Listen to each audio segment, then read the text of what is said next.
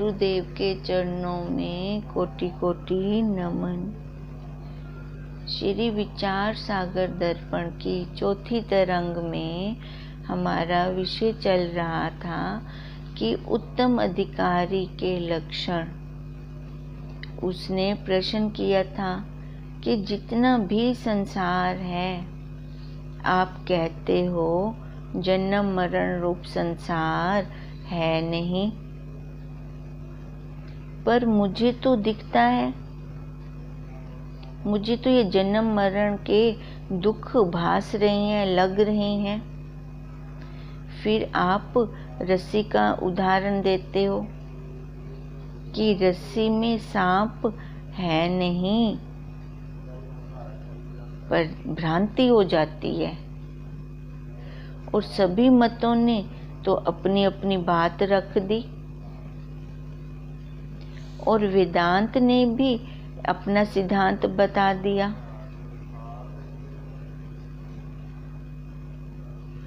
अब जो ये सिद्धांत है, सभी ने ख्याति का वर्णन किया। अब सारे ये बता रहे हैं कि ख्याति मतलब अपना अपना कहना, सारे अपनी अपनी बात कह रहे हैं। अब वो उत्तम अधिकारी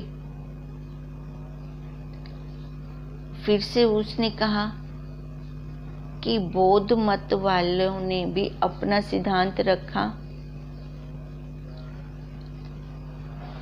अब बौद्ध मत वाले क्या कह रहे हैं? उन्होंने दो बना दिए अपने, एक शून्यवादी और एक विज्ञानवादी।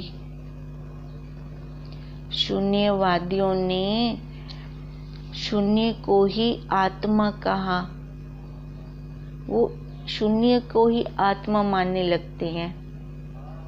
कहते हैं इसके अलावा और कुछ है ही नहीं। उन्होंने अपनी एक ख्याति दे दी, असत ख्याति। आज हम सारे ख्यातियों का ही वर्णन करेंगे।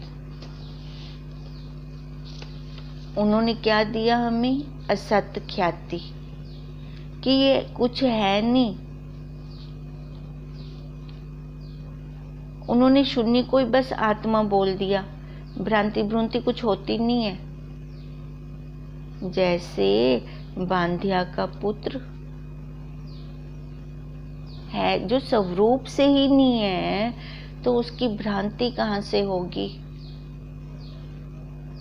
जैसे आकाश में खेती, जो हो ही नहीं सकती। अब कोई वस्तु हो तभी तो उसकी भ्रांति हो हमें, है ना। हम कहते हैं ना, वो कोई जा रहा था तभी मेरे को भुलेखा लगा कि मेरा भाई है। अब ये शून्यवादी क्या कह रहे हैं? अरे भाई कुछ है नहीं, वो शून्य में ही सबको लय कर रहे हैं। शून्य ही आत्मा है।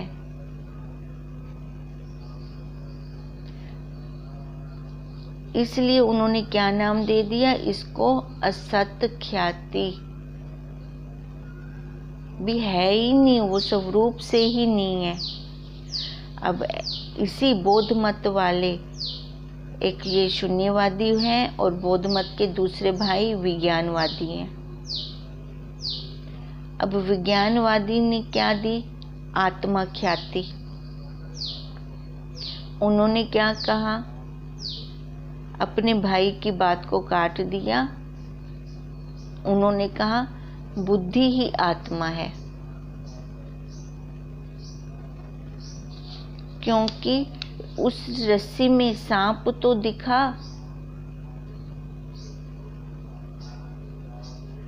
वो तो दिख रहा है ना हमें, उसकी प्रतीति तो हो रही है। भले वह वहां पर नहीं है, पर उसकी प्रतीति तो हुई। तो विज्ञानवादी ने क्या कहा? बुद्धि को ही आत्मा कहा।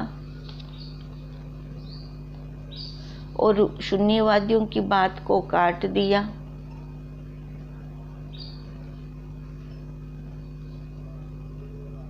तो इसको इन्होंने कह दिया आत्मा ख्याति।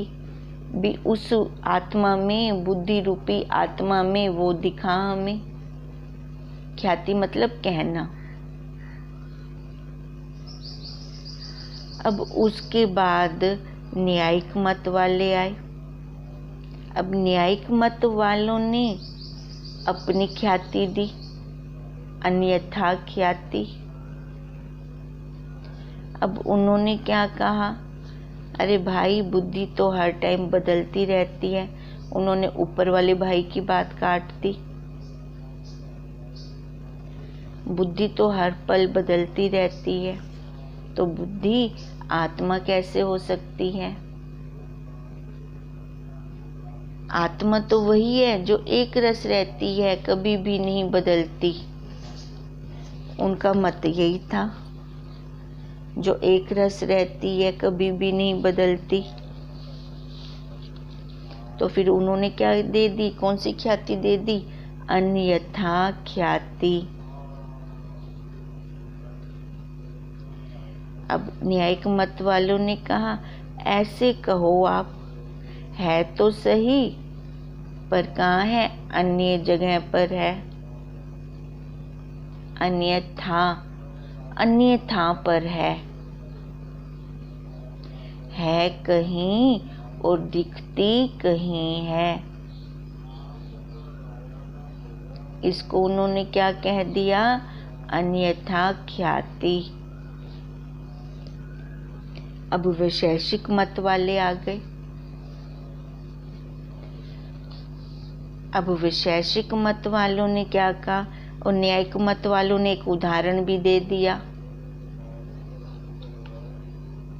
अब उन्होंने उदाहरण क्या दिया था हमें? पित्त दोष के कारण अगर एक व्यक्ति चौगुना खाना खा सकता है, तो आंख के दोष के कारण वस्तु कहाँ हो और वो देख कहाँ भी सकता है ना? नजर बढ़ भी तो सकती है। पित्त दोष के कारण जब उसकी भूख बढ़ सकती है, एक व्यक्ति 4 बंदों का खाना जब खा सकता है, जब ऐसा हो सकता है, तो नजर भी तो बढ़ सकती है। वस्तु कहाँ हो और देख वो कहाँ सकता है। ये न्यायिक मत वालों ने उदाहरण भी दे दिया। तो आप ऐसे कहो अन्यथा ख्याति है।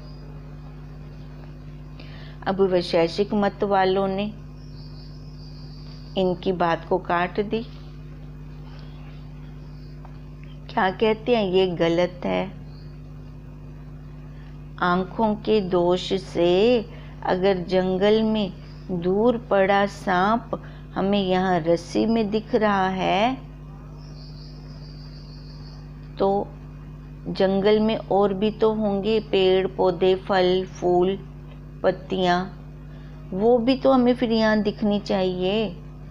उन्होंने अन्यथा ख्याति को ऐसे कहा, है कुछ दिखता कुछ है, ऐसे कहो।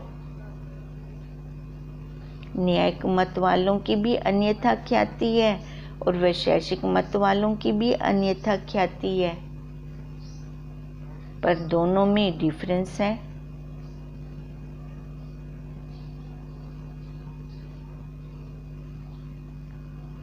न्यायिक मत वाले कह रही हैं, है तो सही, है एक जगह पर दिखता कहीं दूसरी जगह पर है।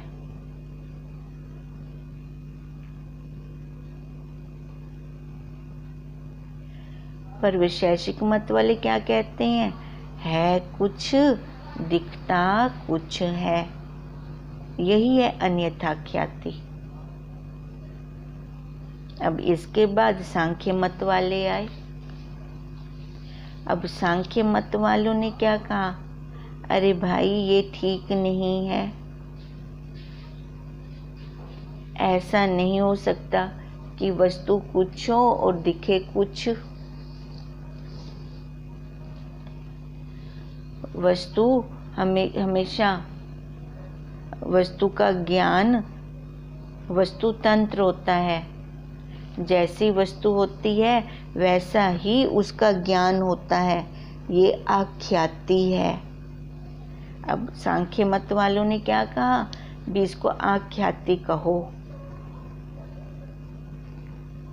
भी जैसी वस्तु है वैसा ज्ञान, कहना ही क्या फिर, वो तो वैसे ही अंडरस्टूड है, कुछ मत कहो।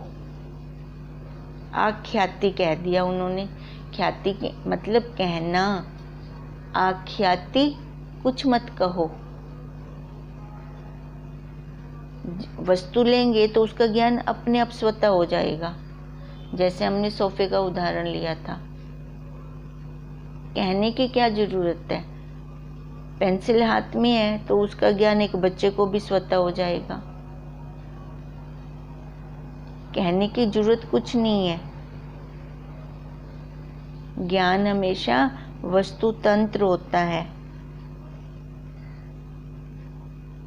अपने आप ही वस्तु को देखकर ज्ञान हो जाएगा। ऊपर न्यायिक और वैशेषिक मत वालों ने तो अधूरी बात कही थी। अंधकार का तो उन्होंने वर्णन ही नहीं किया। मंद अंधकार का उन्होंने तो वर्णन ही नहीं किया, क्योंकि मंद अंधकार के कारण ही भ्रांति होती है। तभी उन्होंने कुछ और का और देख लिया, ऐसा उन्होंने मंद अंधकार का कोई वर्णन ही नहीं किया। अब ये सांख्य मत वालों ने उनकी बात काट दी और उसको कहा आख्याति कहो। अब आगे आया वेदांत। वेदांत का गूढ़ रहस्य भगवान शंकराचार्य के अद्वैत सिद्धांत को समझे बिना हम गूढ़ रहस्य को समझ नहीं सकते, क्योंकि वेदांत का प्रतिपादन भगवान शंकराचार्य ने खोल के कर दिया। अब वेदांत ने क्या कहा, अनिर्वचनीय ख्याति। अनिर्वचनीय ख्याति किसको कहते हैं कि एक काल में सत्य हो और दूसरे काल में असत्य हो। वेदांत ने क्या कहा, इस सिद्धांत से अब जो उस शिष्य को भ्रांतियां हो रही थी कि इनमें से कौन सी सही ख्याति है, मैं किसको सही कहूँ। पर गुरुदेव आप तो ये कह रहे हो कि वहाँ खाली भ्रांति है नहीं, खाली भ्रांति है, भ्रांति है, भ्रांति से सांप दिख रहा है, पर मेरे को तो ये जन्म मरण रूपी संसार ये सच्चा लग रहा है, ये भ्रांति नहीं हो रही मेरे को। आप कहते हो जैसे सर्प रस्सी में भ्रांति रूप है, ऐसे ये संसार आत्मा में भ्रांति रूप है। अब यहाँ पर अब गुरुदेव ने बोलना शुरू किया, मेरे को यहाँ पे ये भ्रांति नहीं लग रही। अब ये शिष्य और गुरु का संवाद चलेगा। आप कहते हो अनिर्वचनीय ख्याति, तो आप मेरे को अब ये खोल कर बताइए कि ये अनिर्वचनीय ख्याति कैसे हो सकती है।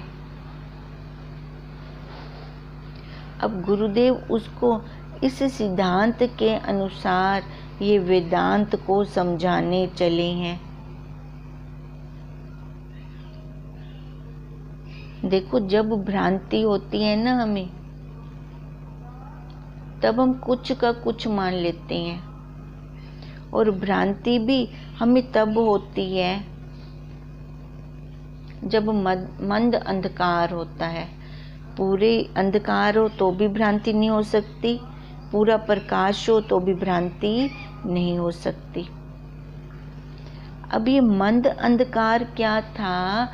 जीव का अपना मंद अंधकार था, अज्ञान का, जो जन्मों जन्मों के संस्कार मैं मेरे के उसके अंदर पड़े हुए हैं। यही मंद अंधकार है। अब मंद अंधकार के कारण देखो, अब जैसे उसने शरीर को लेकर वो बाहर आया तो उसका क्या हुआ? पहले तो इस जगत वालों ने उसको सारा मनवाया, उसको खुद भी लगा कि ये जन्म मरण उसको सच्चा लगने लगा। अब सिद्धांती उसको बताने चले हैं कि देखो भाई, ये जो सामने जगत है, जगत के रूप में हमें क्या लग रहे हैं? प्रिय, प्रिय भी लगते हैं और अप्रिय भी दिख रहे हैं। मैं भी दिख रहा है और मेरा भी दिख रहा है, पाप भी दिख रहा है और पुण्य भी दिख रहे हैं। ये जन्म मरण के रूप में जितना भी दिखता है वो हमने कैसे देखा?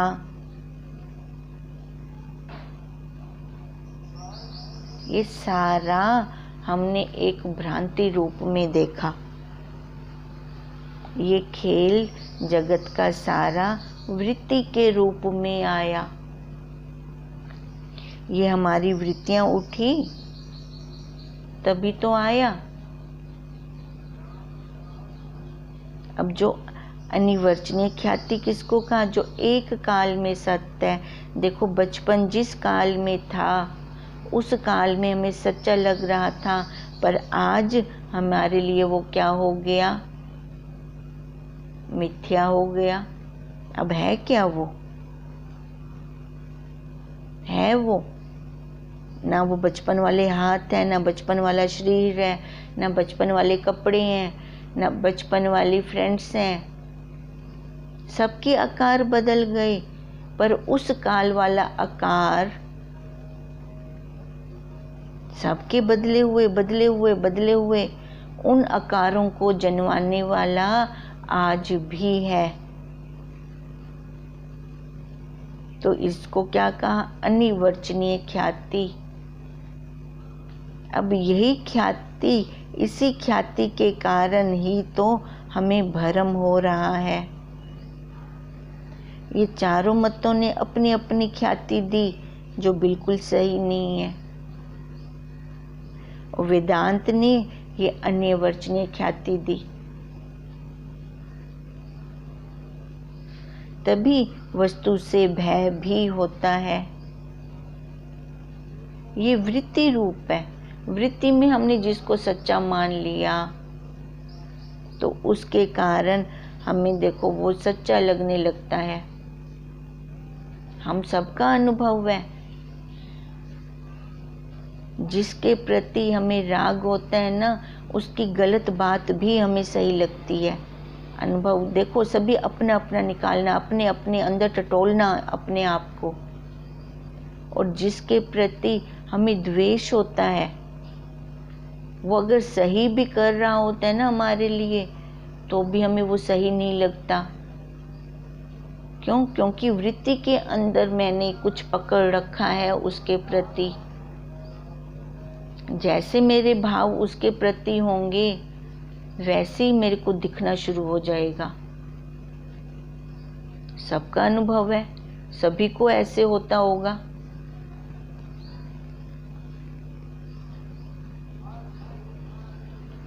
अब वही गुरुदेव कह रहे हैं, ये सारा किस में उलझ गया ये जीव? अपनी वृत्तियों के कारण। वृत्तियों के कारण ही तो उसको ये सारा सच्चा लग रहा है। अब ये वृत्तियों को अगर हम देखने वाले बन जाते हैं तो उससे अलग हो जाएंगे। अगर हम सुषुप्ति में शांत हैं तो देखो जगत नहीं है, कोई व्यवहार भी नहीं है। अब कितनी शांति होती है जब उठ के बैठते हैं सुषुप्ति वाली निंद्रा से, कितने शांत स्वरूप होते हैं, कितना आनंद आता है। पर थोड़ी देर के बाद जब वृत्ति उठी तो सारा जगत सामने आ गया। अपने उदाहरण लिया करें हम, जो अपना अनुभव होता है ना, अपनी हड्ड बीती होती है, वो हमें जल्दी समझ में आती है। जब सुषुप्ति वाली निंद्रा से उठते हैं पहले कुछ क्षण कितनी शांति होती है, पर जैसे ही फिर फुरने उठने शुरू हो जाते हैं। देखो सुषुप्ति में भी हम थे, और जब ये वृत्तियां आनी शुरू हुई तब भी हम हैं। अब उस वृत्तियों के अंदर फिर फुरने, जल्दी उठूं, ये काम पड़ा है, वो काम पड़ा है, ये करना है मेरे को, वो करना है। देखो फिर कितनी वृत्तियों की लड़ियां शुरू हो जाती हैं, और उन लड़ियों के अंदर दुख भी है और सुख भी है।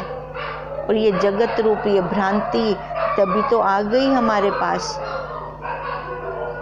जब जागृत आई अंतःकरण सामने आया।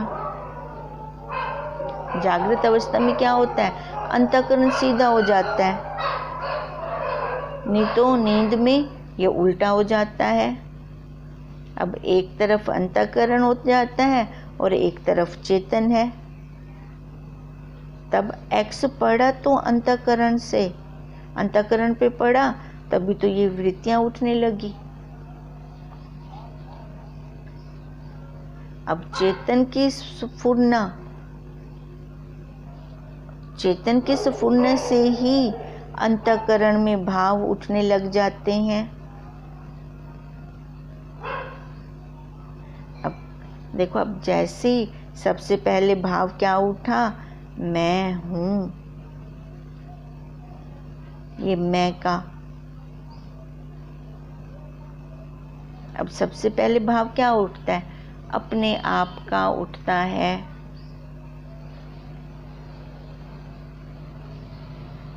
अब ये सिद्धांती उसको सिद्धांत के द्वारा समझा रहे हैं। ये अनिर्वचनीय तेरे को कैसे लगता है ये? जैसे हम देखो अब अपना हड्ड बीता उदाहरण लेते हैं। जब हम बच्चों को सुबह उठाते हैं तो सबसे पहले सुषुप्ति में है हमारा नाम हैता, अस्थि के दर्शन होते हैं।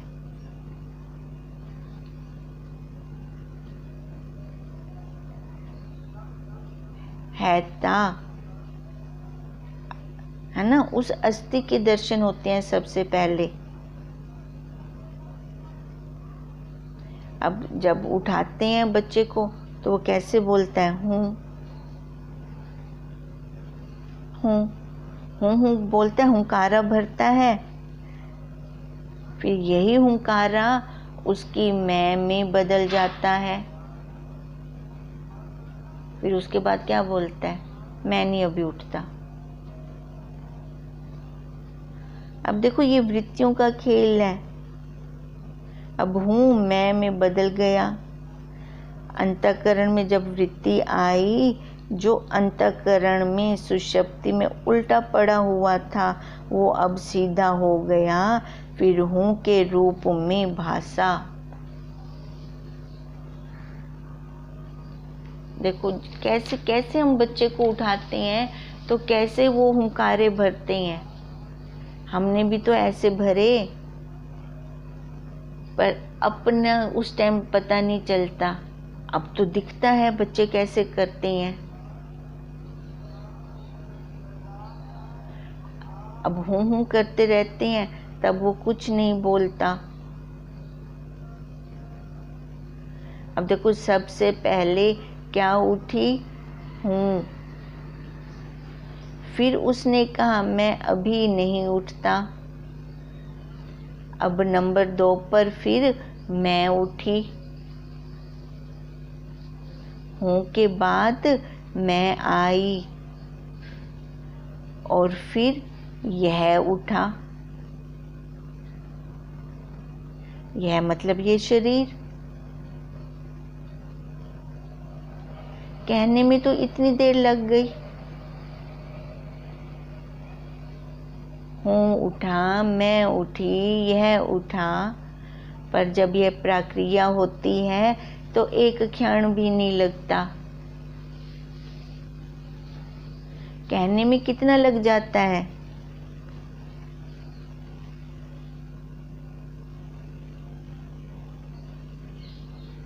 अब गुरुदेव यही प्रक्रिया में से हमें निकलवा रही हैं। भी तू प्रक्रिया से चल तो फिर तू देख पाएगी, नहीं तो देख नहीं सकेगी।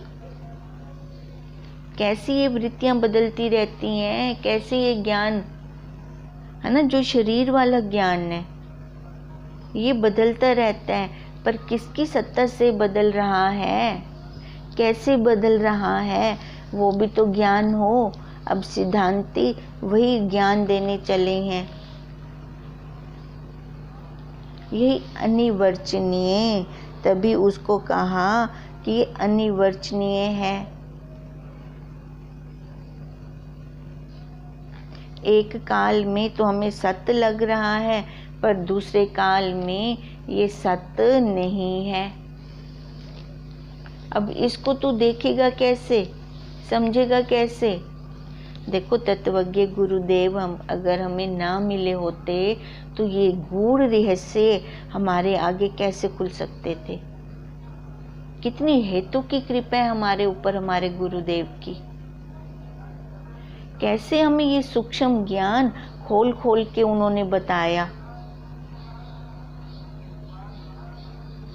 भी तू देख अपने आप को, अपनी हड्ड बीती को अपने घर में तू देख।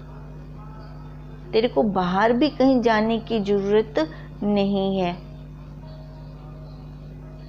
एक काल में तेरे को ये सत्य लगता है तो दूसरे काल में यही असत्य लगता है।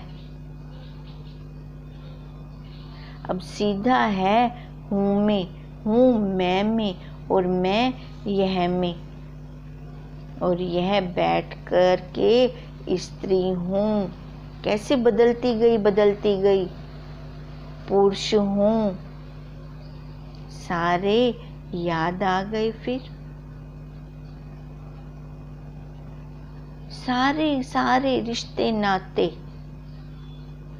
सारा संसार, देखो सारा का सारा संसार कैसे याद आ गया। पहले कहाँ थे ये रिश्ते नाते सारे? अब निकाले हमने उसी काल में तो अंदर नहीं डाले थे, पहले भी तो थे। जैसे ही उठते हैं कैसे याद आ जाता है। ये पहले भी तो थे, तो पहले कहाँ थे ये? आकाश तत्व में लीन थे, शून्य में लीन थे। फिर एकदम उनका स्मरण हो गया, वो याद आ गई, उन सब की स्मृति आ गई।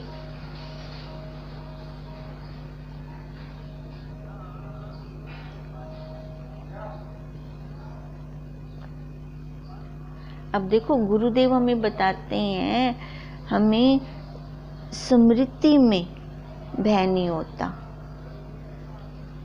होता है क्या?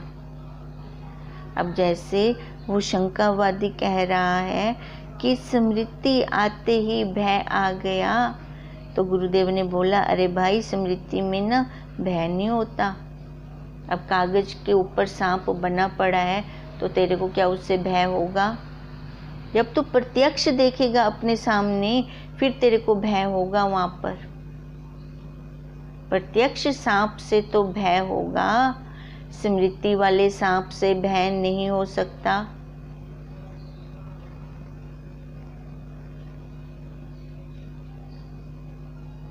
गुरुदेव युक्तियों के द्वारा हमें समझा रहे हैं। जब प्रत्यक्ष होता है तो स्मृति नहीं होती, और जब स्मृति होती है तो तब वो प्रत्यक्ष नहीं होता। दोनों का अंतर देखते जाएं हम।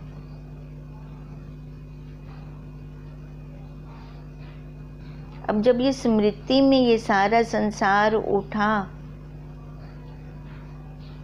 स्मृति में उठा, पर तूने उसको सच्चा माना, तभी तेरे को ये दुख सुख भी लगने लग गए। ये तेरी सारी कपोल कल्पना है, तू मत कर ऐसी कल्पना। सत्य तो वही अपना साक्षी स्वरूप है, उसके अलावा तो और कुछ है ही नहीं। ये बन बन के बिगड़ रहे हैं, बन बन के बिगड़ रहे हैं, तो ये अनिवर्चनीय है। यहाँ पर तो रुक मत। और उसके आगे ये सारा वृत्तियों का खेल है। अब जैसे ये सारी वृत्ति उठकर आ गई तेरे अंतःकरण में, तो कहाँ से आई? उसी टाइम तो किसी ने नहीं डाली, पहले भी तो थी तेरे पास। अब वृत्तियों को तूने सच्चा मानना शुरू कर दिया तो दुख सुख तेरे को लगने लग गए। नहीं तो मृत्यु पूरे ब्रह्मांड में कहीं पे भी नहीं है, रूपांतर है, रूपांतर है।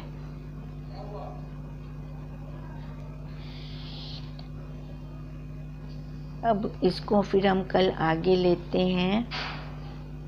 ये सारा ना जैसे हमारा घर में अपना जैसे क्रिया चलती है उसको रुक रुक कर ना देखा करें।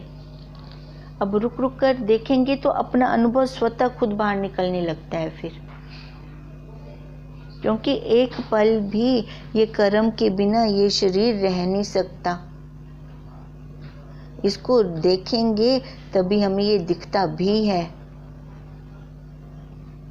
और जो गुरुदेव हमें साथ के साथ ज्ञान दे रहे हैं तो उसको अप्लाई भी करें, इसको दूर करते जाएं। इस शरीर को हैं हम वही, पर कैसे हुंकारे भर रहे हैं। हुंकारे भरते भरते कहाँ से कहाँ पहुंच गए। तभी तो अब ये तत्व दृष्टि को शंका उठी। देखो, अगर शंका उठती है तो उसका निवारण भी होना चाहिए। कई तो मस्त मौला संसार में ऐसे पड़े हैं, उनको तो ये शंकाएं भी नहीं उठती। शंका उठनी भी बहुत अच्छी बात है। अगर शंका उठी है तो उसका सल्यूशन मिलेगा ही मिलेगा। ओम तम नमामि हरिं परम। ओम तम नमामि हरिं परम। ओम तम नमामि हरिं परम। ब्रह्म स्वरूप गुरुदेव के चरणों में कोटि कोटि नमन।